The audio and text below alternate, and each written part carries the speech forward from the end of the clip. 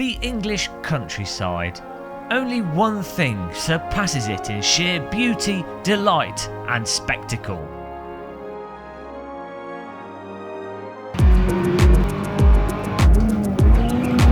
Driving simulators, and at Virtual Reality Racing Club located just outside of Leighton Buzzard, they have multiple fully featured SimTech Pro motion simulators. Typically, Virtual Reality Race Club use these simulators for driver training, simulator hire, events and plain old racing seat sim time.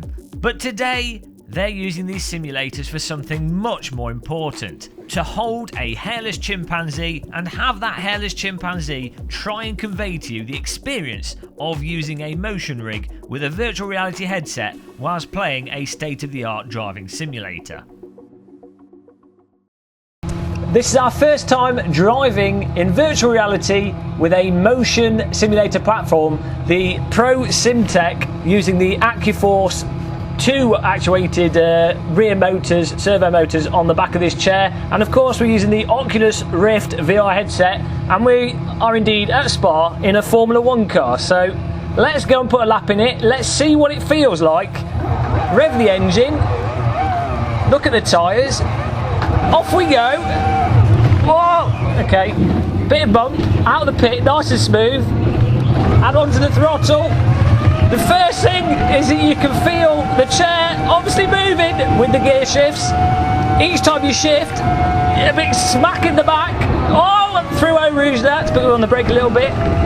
But you can feel all the nice subtle track details, and as we move the car left and right, the chair moves, but not too much, just enough so that you can feel what would be an approximation of G-forces.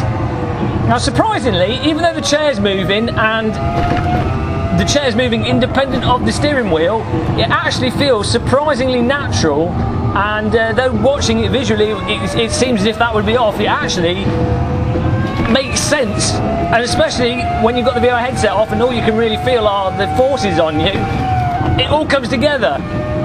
Now outside of the left and right lean of the chair, representing the lateral G-forces, when you get on the brakes, the chair moves forwards quite aggressively, and surprisingly, again, it wouldn't intuitively make sense, but it really gives a fantastic sense of G-forces forwards of the braking action of the car, and it lines up really well with what you're doing in the game. One of the issues I've had previously with motion rigs is that they often seem rather dislocated from what's going on in the simulator. So you'll be driving and you just feel like you're on some kind of fishing boat that doesn't really make any sense, because you're in a Formula car, not a fishing boat. But with this type of direct servo on the chair, it doesn't have to move the whole rig. So all it's doing is moving your fat ass, and as a result it stays responsive, and so it feels really, really hooked up and connected with the car. Now let's try and take Eau Rouge flat out here. Understeer, bit of a lift, whipped out a bit there. Next time it'll be flat out. So I have to say, this is probably one of the first motion rigs I've used. Oh my god, bumps in the track there. One of the first motion rigs I've used where it actually feels, it actually feels at one with the car, and you don't feel like the rig is getting in the way. The motion is actually helping you understand what's going on with the car.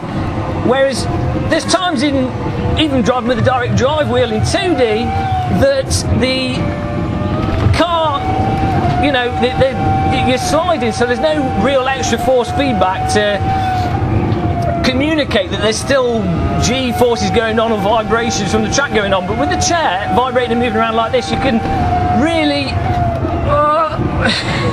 it always feels active, and it always feels like you're in a vehicle. And then of course with the VR headset on top of that, closing off the environment around you, it just adds massively to the immersion. I mean, I feel like I'm in the car, as we always say when driving in VR. Whoa, the curbing, someone needs to polish that a little bit. It's quite bumpy. I mean, if you're constipated, get yourself a motion rig. There's probably a cheaper way to deal with it, but you could get yourself a motion rig, and within 2 laps, you're done.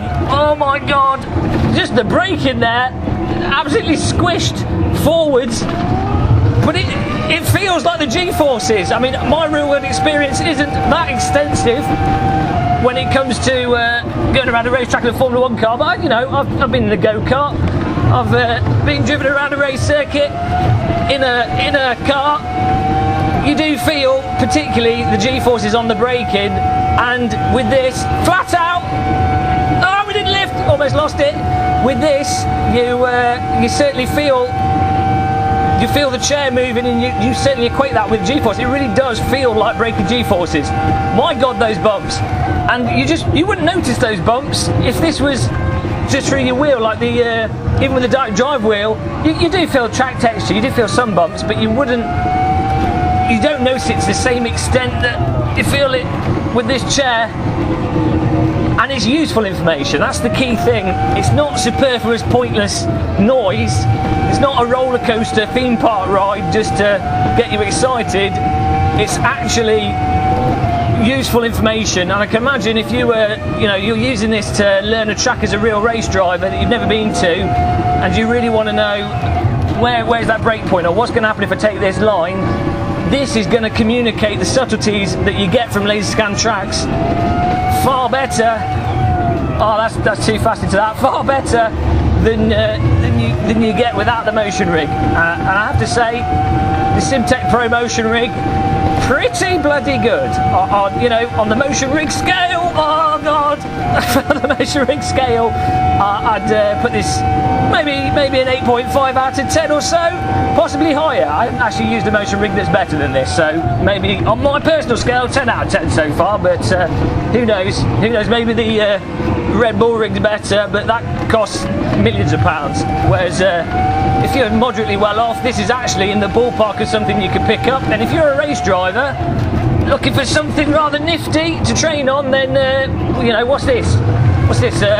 Probably one track day.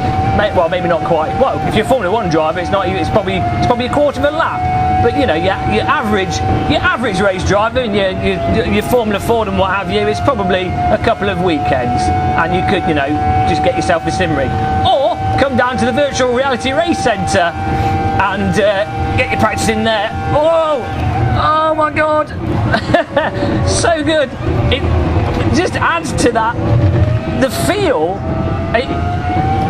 You get to feel what the car's doing. So if you're the type of person like me, that a large part of the enjoyment of sim racing isn't necessarily just going faster, it's that feel of the cars. Of course, on my home sim rig, through the steering wheel, the feel of the cars is a large part of it for me. It's a large part of the enjoyment, the whole force feedback. Well, this magnifies that enjoyment by a factor of 10. So I'm going to have to steal one of these. Oh my God! That's the good saying is, don't try something because you'll want to get it. Just live in a shed, live in a rock, under a rock, out of the way. Don't even play driving simulators. Don't try it, you won't know. Outside of the sheer fun of using the Simtech Pro motion rigs, it's also really clear how much power these have in enabling drivers to get that additional practice, learn circuits they've not been to yet, or even just refine their basic approach to a track they might have already been on. By using the latest contemporary simulators at VRRC, they're also able to grab out the telemetry data from the sessions that drivers have on the simulators, letting them precisely analyse their brake points, how they're accelerating, and the exact position on the circuit that they're going around the corners. This allows drivers to very clearly see where they're going right, where they're going wrong, and what they need to do to improve it, all without burning money in a race car campfire. It's really interesting to see how diverse sim racing has become, from the guy sat on the sofa with a PlayStation, the lunatic in the basement, Formula 1 teams using insane multi-million-pound full-room simulators, to smaller driver training centres that offer immediate accessibility with much more accommodating pricing. Sim racing's growing, and it doesn't appear to be driving into any Armco soon. Before going to the Virtual Reality Racing Club, I have to admit that I was very much a motion rig naysayer. However, leaving the Virtual Reality Racing Club, I am now a motion rig proselytiser. To get a full list of all the services and everything they offer at the VRRC, check out the link in the video description and peruse their website. A big thank you to them for inviting us along with all our cameras to their simulation centre, and then a big complaint for now making me lust after a motion rig in my own sim bunker. Click that like button like a cut corner sausage because you cut the corner too much and now you broke your suspension. Subscribe if you like virtual reality and sim racing content. Offer a cup of tea. Take care. Goodbye.